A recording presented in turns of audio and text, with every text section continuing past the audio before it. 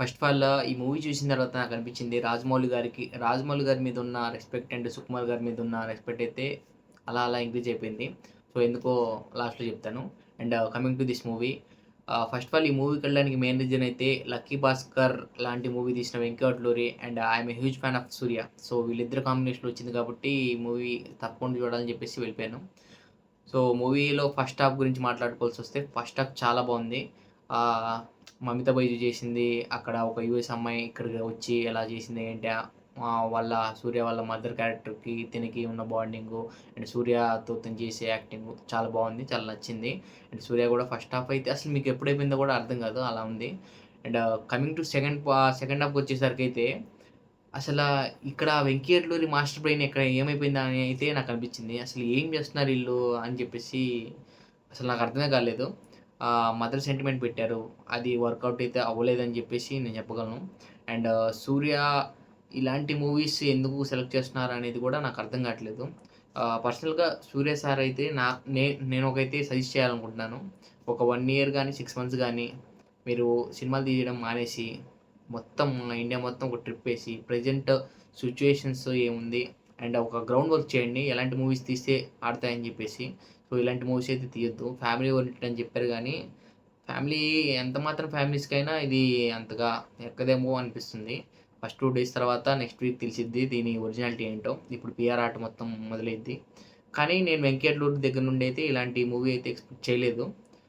So, 'Rajamouli' గురించి, 'సుకుమార్' గారి గురించి ఎందుకు రెస్పెక్ట్ పెరిగిందంటే, అసలు వీళ్ళు రిపీటెడ్ ఒక మూవీకి, ఇంకో మూవీకి రిపీటెడ్ క్యారెక్టర్స్ అసలు తీసుకోరు.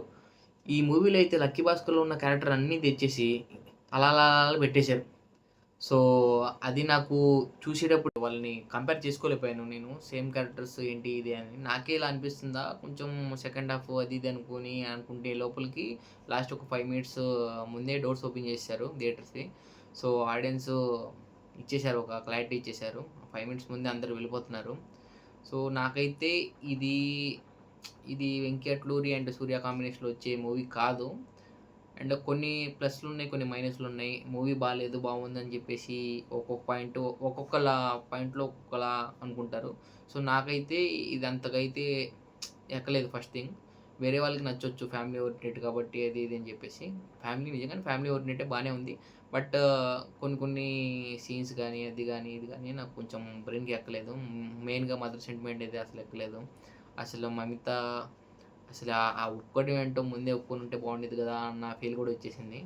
సో, సినిమా అంటే అంతే కదా! అలా రాస్తా ఉంటారు, ఇస్తా ఉంటారు. స్క్రీన్ ప్లే అది ఇది చేస్తా ఉంటారు.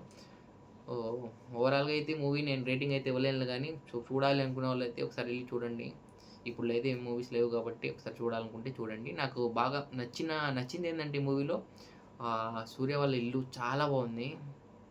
ఆ మూవీ లొకేషన్స్ గానీ, అది గానీ చాలా అంటే చాలా బాగుంది. యమ్మ! ఇంతింత ఉన్నాయేంటి అన్న నిజంగా సూపర్ అనిపించింది. ఆ ఇల్లు చూస్తుంటే అలా చూడాలనిపిస్తుంది. చాలా నచ్చిందది. అండ్ నెక్స్ట్ వన్ ఇంకా దీంట్లో ప్లస్‌లు చెప్పుకోవాలంటే ఎవరున్నారు? అలా వెతుక్కోవాల్సిన ఇది కూడా ఎతుక్కోవాలి అన్నప్పుడే అక్కడ సినిమా కాస్త అలా పడిపోయిందనేది నా ఫీలింగు. సో, 'లక్కీ భాస్కర్‌కి' దీనికి ఎక్కువ కంపేర్ చేసుకొని ఎళ్ళిపోతారు. సో, ఆ 2 వేరు వేరు. అది వేరు, ఇది వేరు. ఇది జస్ట్ వెళ్ళి ఒక పాట కోసం అండ్ ఆ ఇల్లు కోసం ఒకసారి వెళ్లి చూసి రావచ్చు. And that's it. మీరెళ్ళాలనుకుంటే ఎళ్ళండి.